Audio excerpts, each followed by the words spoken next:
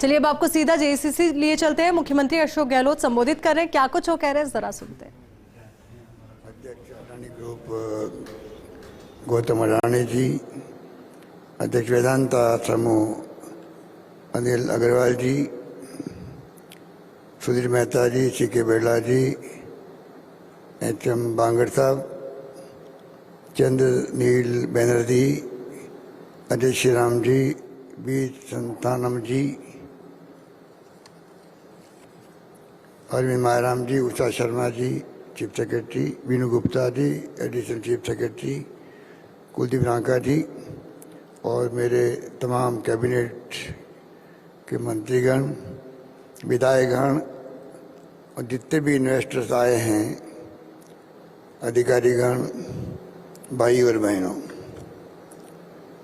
सबसे पहले मैं अपनी ओर से जितने हमारे मेहमान आए हैं, डेलीगेट आए हैं, लगभग 3000, उनका मैं हार्दिक स्वागत करता हूं। ये राजस्थान इन्वेस्ट का आयोजन लंबे अरसे से चर्चा में था। मुझे खुशी है कि आज हम लोग यहाँ पर सुन रहे हैं हमारे साथियों को एक के बाद एक। गर्व होता है प्रदेश पे भी और देश पे भी। आज़ादी के 75 वर्ष अमृत महोत्सव मनाया जा रहा है। लंबा सफर तय करते करते आज हम यहाँ तक पहुँचे हैं, जिस रूप में आप बैठे हुए हैं, और ये आयोजन हो रहा है। मेरे ख्याल से जब आज़ाद हुआ मुल्क तब हालात दूसरे थे। राजस्थान जैसे प्रदेश में 13 मेगावाट बिजली थी। लोग समझते नहीं थे बिजली होती क्या है। राजा महाराजाओं के महलों में बिजली टमटमाती थी, खाली वो जनरेटर थी। आप कल्पना कीजिए हम कहाँ से कहाँ पहुँचे हैं। इसका गर्व पूरे देश को है, होना भी चाहिए।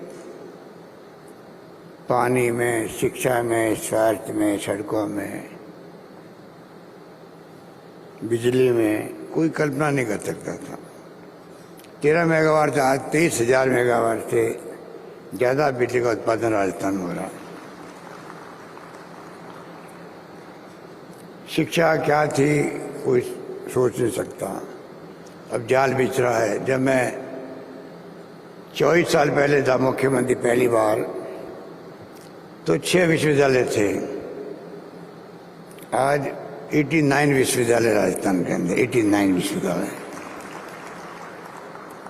अभी मैंने 3 साल में 210 कॉलेज खोले, उसमें 91 गर्ल्स कॉलेज है। और मैंने कहा कि जहाँ 500 गर्ल्स मिल जाएगी वहाँ हम लोग कॉलेज खोल देंगे। आज लड़कों से ज़्यादा लड़कियाँ पढ़ी राजस्थान के अंदर। तो चाहे शिक्षा हो, चाहे स्वास्थ्य सेवाएं हों, जिसका जिक्र किया गया, मैं रिपीट नहीं करना चाहूँगा।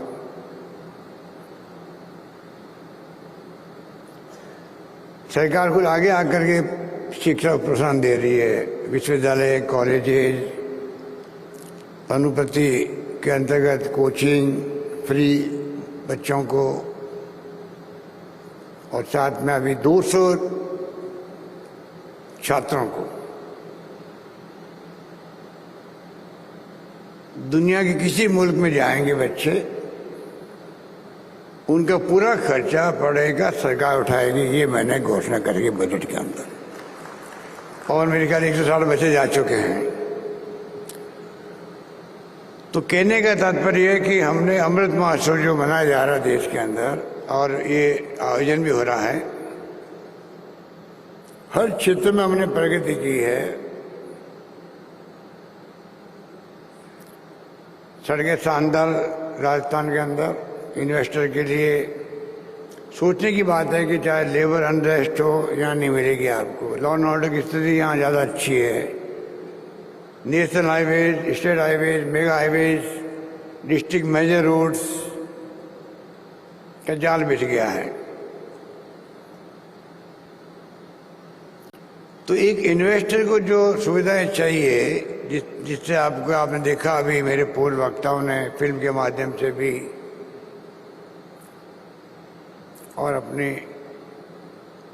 स्पीच के अंदर बताया आपको कि सब तरह से हमारी जो पॉलिसीज है किसी भी तरह की, वो इन्वेस्टमेंट फ्रेंडली पॉलिसी बन रही है। और कस्टमाइज पैकेज अलग मिल रहे हैं। पॉलिसी में हमेशा राजस्थान ने ये प्रयास किया है कि कैसे इन्वेस्टमेंट आकर्षित हो। चाहे विंड जब आया था पहली बार, मुझे याद है 3-4 मेगावाट से मैंने उसका शिलान्यास किया था जैसलमेर के अंदर। मुझे तांती जो अभी हाल ही में उनका स्वर्गवास हो गया है, बहुत दुखद घटना थी, सुजलोन कंपनी से। फिर 4,500 मेगावाट तक हमने विंड एनर्जी पैदा करी। गौतम अडानी जी कह रहे थे जिस प्रकार से हमने सोलर को प्रमोट किया है, और सोलर को प्रमोट करने से आज 10,000 मेगावाट से अधिक बिजली सोलर से बन रही है। तो जो स्कीम, जो पॉलिसी सरकार ने रखी है, मैं समझता हूं कि उसके कारण से इन्वेस्टर फ्रेंडली माहौल बना है राजस्थान के अंदर। और उसी रूप में हम लोग चाहते हैं कि आने वाले वक्त के अंदर भी, कोरोना आ गया था, बहुत स्थिति ऐसी बन गई थी, पर मुझे खुशी है कि कोरोना के बाद में भी जो माहौल बना है आर्थिक क्षेत्र में, वो वापस रिकवर बहुत जल्दी हुआ है, क्योंकि हमने कुछ फैसले भी किए। हमने उद्योगों को सहारा दिया, वैट में, ट्रांसपोर्ट में, एक्साइज में, स्टैम्प ड्यूटी में, होटल्स हैं, ट्रैवल एजेंट्स हैं, टूर ऑपरेटर हैं, इन सबको महसूस करवाया कि इस संकट की घड़ी में इंडस्ट्री के साथ में, व्यापार के साथ में, टूरिज्म के सेक्टर के अंदर, जैसा भी हमने टूरिज्म को इंडस्ट्री का दर्जा दे दिया और लागू भी कर दिया। कल मैं कह रहा था कि जब मैं 35 साल पहले मंत्री खुद था टूरिज्म और सिविल एविएशन का, इंदिरा जी और राजीव गांधी जी के साथ में, तो मेरा सपना था कि टूरिज्म को इंडस्ट्री का दर्जा मिलना चाहिए। घोषणाएं हुई, पर जो वास्तव में छूट मिलनी चाहिए वो लागू कभी नहीं हुई। संयुक्त लिखा था मेरे हाथ का, इसलिए हमने इस साल के बजट में हमने टूरिज्म को इंडस्ट्री का दर्जा दे दिया। और पूरा इंडस्ट्री जो टूरिज्म की है, वो तमाम इस बात को लेकर बहुत ही प्रभावित है। इस प्रकार से मैं समझता हूं कि राजस्थान में CII का जो साथ में सहयोग रहा, हमारे साथ में माहौल बनाने में बहुत बड़ी उपलब्धियां हासिल हमें हुई। संयुक्त से CII और राजस्थान सरकार का पिछले 25-30 साल से मैं समझता हूँ कि अच्छे संबंध रहे हैं। मैं भी बहुत प्रभावित हूँ। कल मैं गया था CII के काउंसिल की मीटिंग के अंदर, तो मैं बहुत प्रभावित हुआ कि जिस प्रकार का माहौल मैंने देखा वहाँ, उन्हें जज्बा है काम करने का सरकार के साथ मिल के। और ये भी एक शुरुआत हुई 91-92 के अंदर, जब डॉक्टर मनमोहन सिंह जी वित्त मंत्री थे नरसिंह राव जी के वक्त में। और जिस प्रकार से कोई जमाना था लाइसेंस, कोटा परमिट का, उदारीकरण का माहौल जब बनने लगा, बनाया गया, फैसले किए गए, उसके बाद में अब ये ऐसी संस्थाएं जो पहले सबकी निगाह से देखती थी सरकारों को, और सरकारें सबकी निगाह से देखती थी संस्थाओं को, अब आपस में समन्वय के साथ में काम शुरू हुआ है देश के अंदर, उसका इम्पैक्ट है, मिलके काम कर रहे हैं, विचारों का आदान प्रदान होता है तो कई नई बातें सीखने को मिलती है। इस माहौल में हम लोग चल रहे हैं। मैं समझता हूं कि राजस्थान उदाहरण है। CII और स्टेट गवर्नमेंट, पिछली बार सरकार थी तब भी इसी प्रकार का माहौल था CII के साथ में। हमारी सरकार उसके पहले थी तब भी CII का समर्थन पूरा साथ रहा। तो एक नई शुरुआत जो हुई है, और राजस्थान में भी हम लोगों ने जिस रूप में पिछले 3 साल में काम किए हैं, तो आपको जान के खुशी होगी, उसके कारण से 3 लाख करोड़ की जो स्टेट GDP है उसमें बढ़ोतरी हुई। एक प्रतीक है कि वो विकास का प्रतीक है राजस्थान के अंदर। 3 साल में कोरोना के बावजूद भी आप सबके सहयोग से जो 3 लाख करोड़ की GDP बढ़ी है, और टोटल GDP का आकार अब जो है 12 लाख करोड़ हो गया है राजस्थान के अंदर। ये प्रतीक है कि विकास की तरफ आगे बढ़ रहे हैं। हैप्पीनेस इंडेक्स बढ़ा है राजस्थान के अंदर, पर कैपिटा इनकम बढ़ी है। ये तमाम पैरामीटर बताते हैं कि राजस्थान सरकार की जो नीतियां हैं इन्वेस्टमेंट के लिए, व्यापार के लिए, विकास के लिए, चाहे वो कोई सेक्टर हो, हम सही दिशा में जा रहे हैं। इसलिए इंडिकेटर हमारे सामने आए हैं। इसके अलावा हम लोग जो है कुछ बड़े फैसले भी हमने किए हैं। एक तो रिको की जो आज 50 साल रिको को बने हुए, उसका अपने एक स्थान है देश के अंदर। मैं समझता हूँ कि रिको की उपलब्धियाँ 50 साल में कम नहीं हुई है राजस्थान के अंदर, और वो आज देश के अग्रणी औद्योगिक संस्थानों में है। 390 तो खोल दिए सब डिवीजन हेडक्वार्टर पर रिको की इकाइयाँ बन गई है, क्षेत्र बन गया औद्योगिक, और 147 में बनने जा रहे हैं। मतलब आप कल्पना कीजिए, राजस्थान के हर SDO हेडक्वार्टर पर, उपखंड क्षेत्र पर औद्योगिक इकाइयाँ बन रही है। तो आप सोच सकते हो कि वहाँ के स्थानीय लोगों को, चाहे MSME के हों चाहे अन्य उद्योग हों, उनको एक सुविधा मिल रही है। इसके साथ में हमने जयपुर में फिनटेक पार्क विकसित किया जा रहा, वहाँ पर जिस सर्विस सेक्टर का और विकास हो सके। साथ में जोधपुर के अंदर राजीव गांधी फिनटेक इंस्टीट्यूट बन रहा है 600 करोड़ की लागत से, जिसे क्वालिटी एजुकेशन भी वहाँ मिल सके। ये हमारा प्रयास है। युवाओं के लिए, सर्विस सेक्टर के लिए, MSME एवं स्टार्टअप्स को सस्ती दरों पर प्लग एंड प्ले फैसिलिटीज उपलब्ध कराने के लिए जयपुर, जोधपुर, कोटा में 200 करोड़ की लागत से नॉलेज इनोवेशन हब की स्थापना की जा रही है। सीतापुर में अभी वो काम भी जल्दी शुरू होगा, जयपुर के अंदर भी। और भिवाड़ी, बोरानाड़ा, जोधपुर में 250 करोड़ की लागत से मल्टी स्टोरी इंडस्ट्रियल कॉम्प्लेक्स विकसित करने का मैंने घोषणा की थी बजट के अंदर। DPR बन रही है इन सबकी। एक नए रूप में सरकार सामने आ रही है हेल्प करने के लिए इंडस्ट्रीज को, उद्यमियों को। ये जो पैसे बन रहे हैं आपके मल्टी स्टोरी इंडस्ट्रियल कॉम्प्लेक्स, इसमें IT, readymade, garment, jewellery, service sector इकाइयों को प्लग एंड प्ले फैसिलिटीज की स्थापना करने में सहयोग मिलेगा। तो मैं आपको निवेदन करना चाहूँगा कि जिस रूप में सरकार बनते ही हमने MSME एस्टेब्लिशमेंट और फैसिलिटेशन एक्ट 19 में पास किया था, 2019 में पास किया था। उसमें 3 साल तक सरकारी स्तर पर कोई भी परमिशन लेने की आवश्यकता नहीं रखी गई थी। शायद आपको मालूम होगा, अब 3 साल से हमने 5 साल कर दिया है। 5 साल तक कोई भी सरकारी परमिशन की आवश्यकता नहीं रहेगी MSME इकाइयों को, और एक्ट बना के ये किया जा रहा है।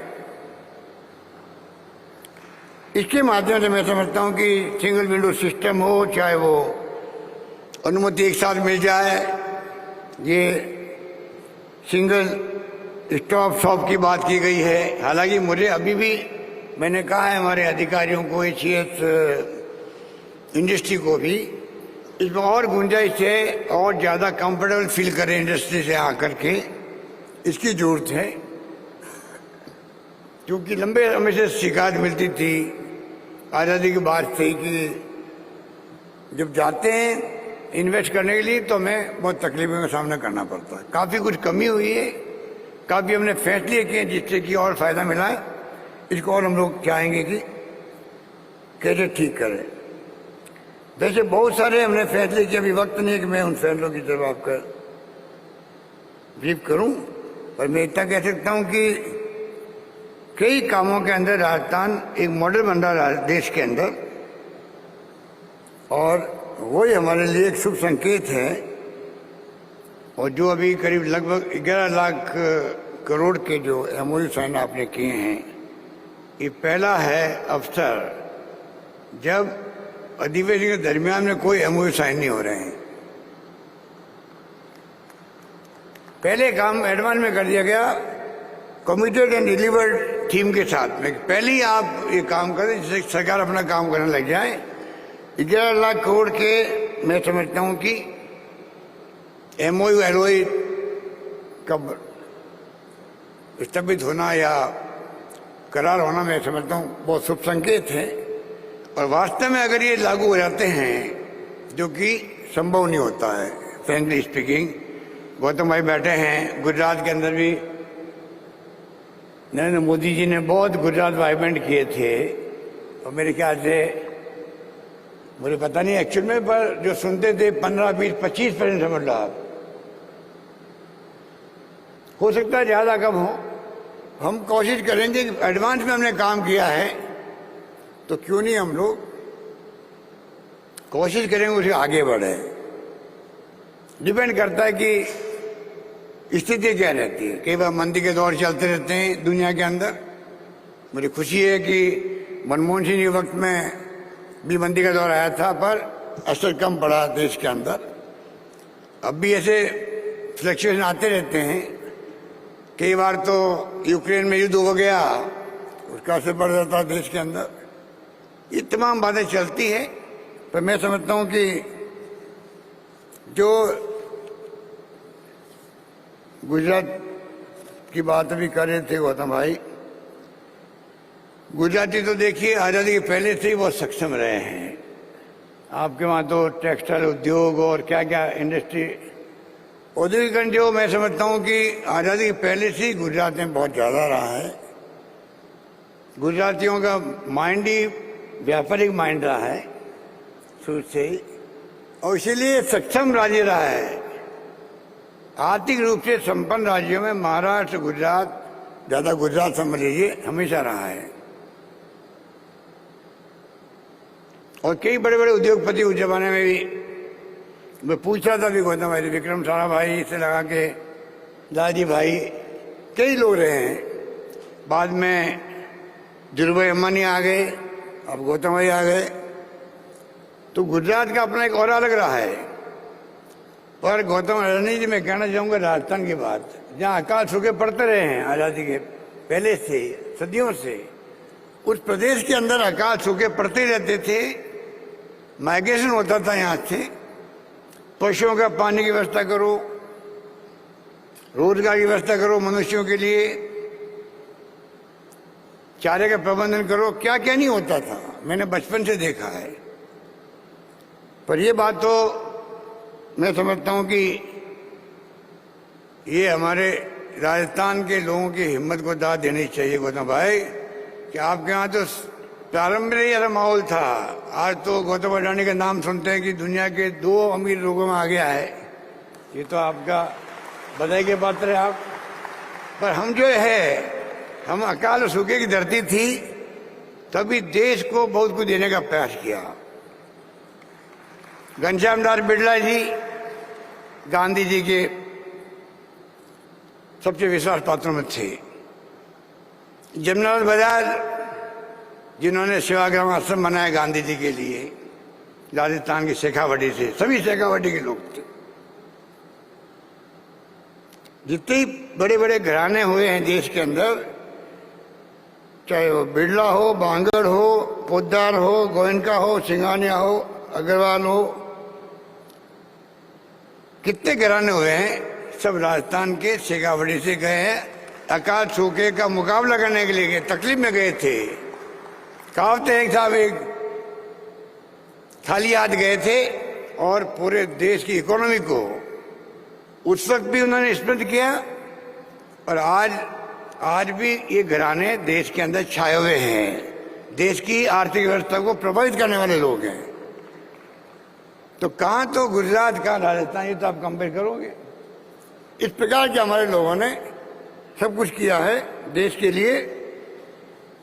और गांधी जी के वक्त में तो बजाज, जमनालाल जी तो अखिल भारतीय कांग्रेस कमेटी के ट्रेजरर भी थे। आश्रम गांधी जी ने बनाया सेवाग्राम में, वर्धा के अंदर। उस वक्त की सोच अलग थी, वो जमाना अलग था। वो जमाना अब कहाँ रहा है, अब तो स्थिति बिल्कुल बदल गई है। आज ये मुबारक मौका, इसमें मैं समझता हूँ कि ये बात तो हुई है, पर साथ में सम्मान जो हम राजस्थान रत्न से कर रहे हैं, उसके पहले एक बात मैं कहना चाहूँगा कि अनिल अग्रवाल बैठे हुए हैं। अब अभी अखबारों में चल रहा है काफ़ी दिन से, उसके लिए धन्यवाद है। आपने सीपी जोशी जी के आग्रह को भी और मेरे आग्रह को स्वीकार करके आपने क्रिकेट जो आजकल बहुत पॉपुलर है, स्टेडियम बनाने की जिम्मेदारी ले ली है। उसके लिए आप धन्यवाद के पात्र राजस्थान प्रदेश वासियों की तरफ से। चौमू में आपने पढ़ाई करी, अब चौमू के नाम आते ताली बजती है कि आप कहाँ से उठ के कहाँ पहुँच गए हो। ये बहुत बड़ी बात है। अभी आप चर्चा में आए हुए हो, 1,60,000 करोड़ की आप इंडस्ट्री लगा रहे हो। सेमीकंडक्टर अभी दुनिया के अंदर, शायद आप लोगों ने मालूम होगा, पिछले साल भर से, 1.5 साल से, कोरोना के बाद में, चाइना के डिस्टर्ब होने के बाद में, जो चिप होती है, वो चिप का ही खेल है। चाहे मोबाइल फोन हो, चाहे कंप्यूटर हो, चाहे वो लैपटॉप हो, और चाहे कारें हो, चिप नहीं है तो सब कारें बनी पड़ी हुई है। देश नहीं, दुनिया के अंदर क्राइसिस है। उस क्राइसिस में अनिल अग्रवाल जी जो यहाँ पर तेल निकाल रहे हैं राजस्थान के अंदर, हिंदुस्तान जिंक चला रहे हैं, सब कुछ कर रहे हैं, और ध्यान भी रख रहे हैं राजस्थान का, इसमें कोई दुराय नहीं। चिंता करते रहते हैं। राजस्थान में माइंस एंड मिनरल की कमी नहीं है। उसका दोहन कैसे हो साइंटिफिक तरीके से, ये इनकी सोच रहती है। जब कभी आते राजस्थान में चिंता करते हैं। पर ये जो फैक्ट्री आपने तय किया है सेमीकंडक्टर के नाम से, जहाँ चिप बनेगी, लैपटॉप बनेंगे, उसकी ग्लास बनेगी, ये बहुत बड़ा इन्वेस्टमेंट है। और अभी महाराष्ट्र में आंदोलन चल रहा है कि ये जो है अनिल अग्रवाल, इसको शिफ्ट क्यों कर रहे गुजरात के अंदर। मैं कहना चाहूँगा, अगर महाराष्ट्र की गुजरात की झगड़ा है, इसको राजस्थान शिफ्ट कर दीजिए आप, झगड़ा मिट जाएगा। राजस्थान आपका अपना है, राजस्थान आपका अपना है। राजस्थान रत्न से आप सम्मानित होने जा रहे हैं, तो इस झगड़े को मिटाइए। आप तो काफ़ी अखबारबाजी हो चुकी है और बहुत बड़ा इन्वेस्टमेंट आप कर रहे हो। मैं आपको साधुवाद देता हूँ, इससे लोगों को रोजगार मिलेगा। पर साथ में जो चिप की जो है क्राइसिस, उसको मिटाने में आप बहुत बड़ी भागीदारी निभाएंगे, इस बात की मुझे बहुत खुशी है। अब हमारे जो है हमारी अपनी विभूति हैं, जिसमें यहाँ उपस्थित अनिल अग्रवाल जी सही है और एल मित्र आ नहीं पाए थे क्योंकि उनकी तबीयत कल रात को अचानक ही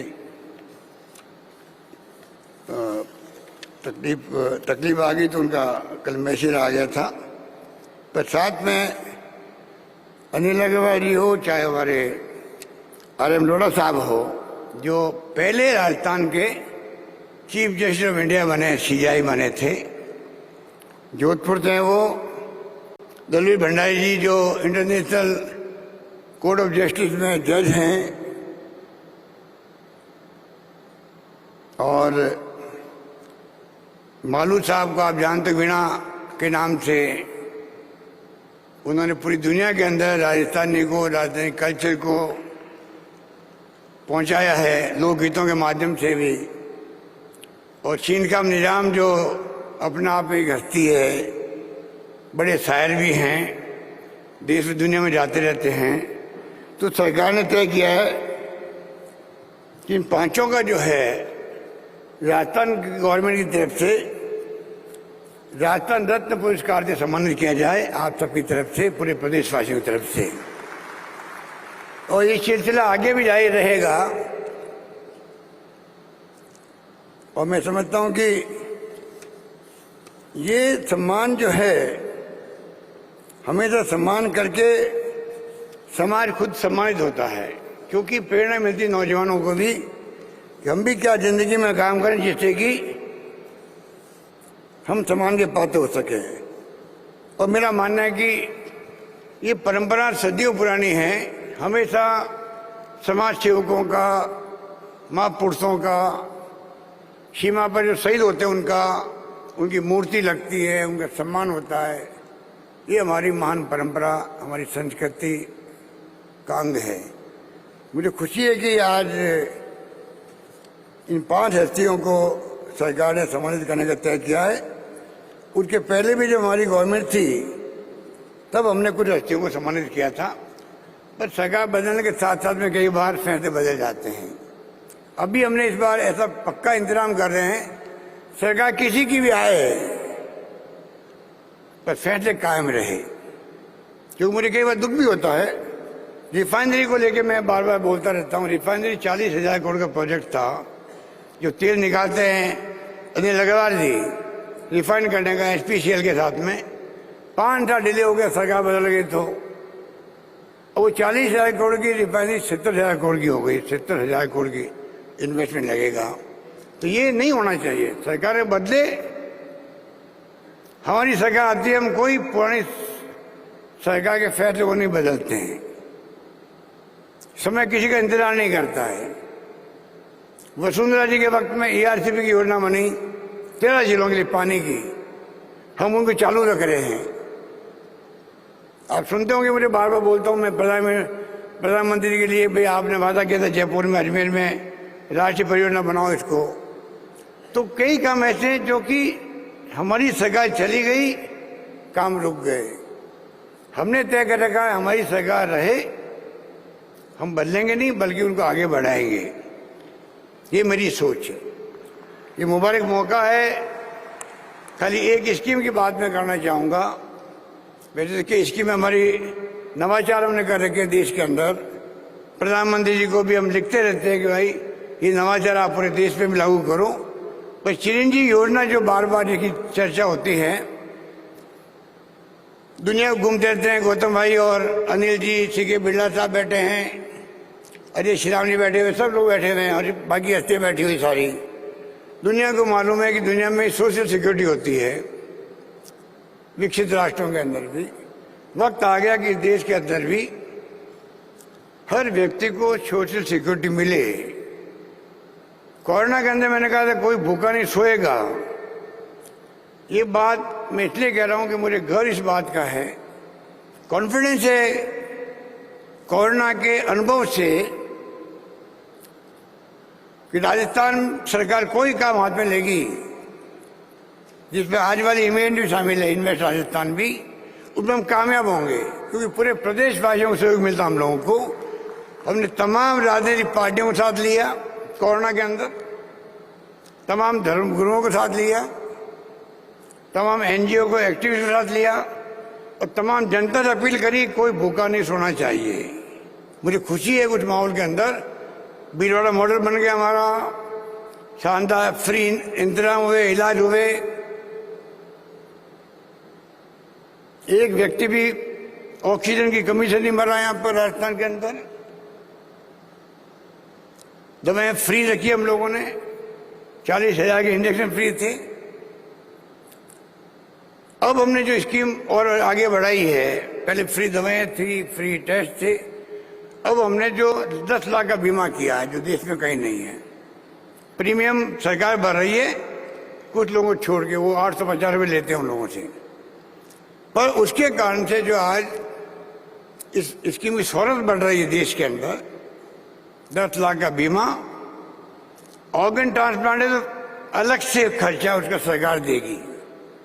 इसके मायने है कि अगर आप 10 लाख में 4 लाख खर्च आपके हो गए, 6 लाख ही बचे हुए हैं, वो 6 लाख बचे रहेंगे आपके परिवार के।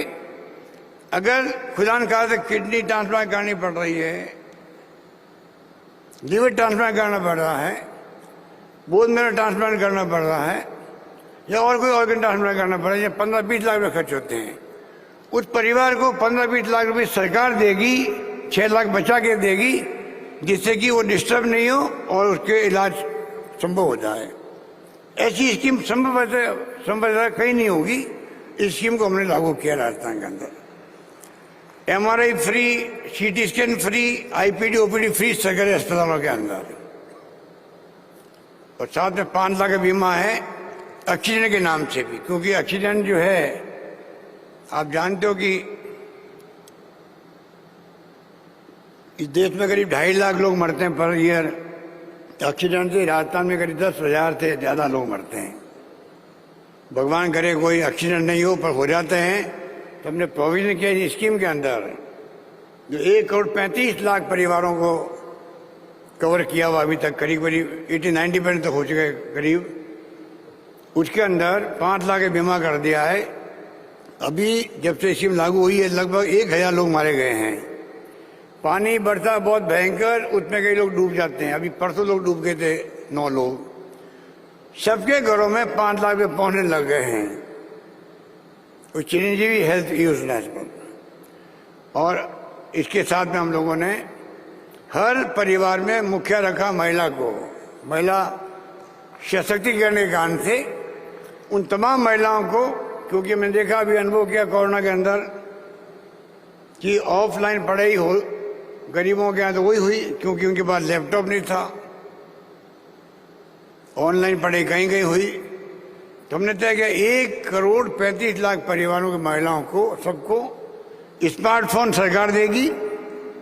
3 साल की इंटरनेट सेवाएं फ्री होगी उसके अंदर। ये हमने फैसला किया। इस प्रकार से एक इन्वेस्टमेंट फ्रेंडली माहौल राजस्थान में बन चुका है। आने वाले वक्त में जो आप अभी देखेंगे, आज और कल के अंदर लिटरेचर मिला होगा आपको, उसमें आप देखेंगे ऐसे ऐसे फैसले किए हैं कि मैं वक्त नहीं कि मैं उनको जिक्र करूं। आप खुद मानेंगे कि राजस्थान सरकार एग्रेसिव होकर के इंडस्ट्री को, टूरिज्म सेक्टर को, सबको सहयोग कर रही है।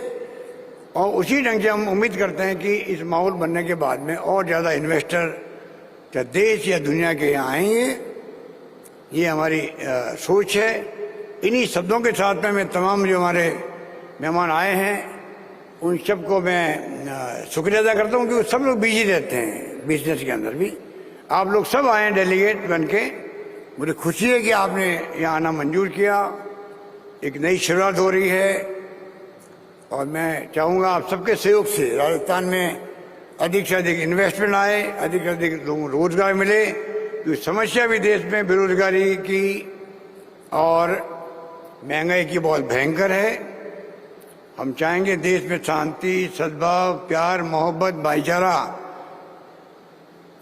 सभी जाति, सभी धर्म, सभी वर्गों के साथ बना रहे। ऐसे माहौल में ही कोई देश प्रगति करता है, प्रदेश प्रगति करता है या गांव प्रगति करता है। जहाँ शांति नहीं होती है, हिंसा होती है, तनाव होता है, वहाँ विकास रुक जाता है। ये हमारी सरकार की सोच है। इसको हम चाहते हैं कि ये भावना घर घर तक पहुँचे और उस भावना को हम लोग मजबूत करने के लिए लगे हुए हैं। यही बात कहता हूँ, मैं अपनी बात समाप्त करता हूँ। धन्यवाद। जय हिंद। धन्यवाद। मुख्यमंत्री अशोक गहलोत को आप सुन रहे थे, जिन्होंने न सिर्फ जो इन्वेस्टर्स यहां आए उनका हौसला बढ़ाया, बल्कि यह एहसास कराया कि राजस्थान क्यों जरूरी है।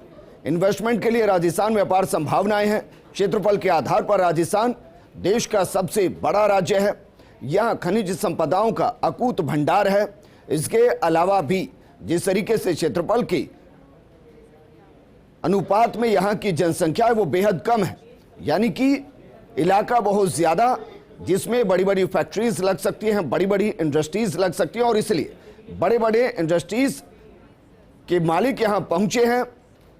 राजस्थान में जो सबसे अच्छी बात इस इन्वेस्ट राजस्थान समिट में देखने को मिली वो दरअसल ये है कि इन्वेस्ट समिट शुरू होने से पहले 30% के आसपास ऐसे एमओयू हैं जिन्होंने जमीन पर काम करना शुरू कर दिया है।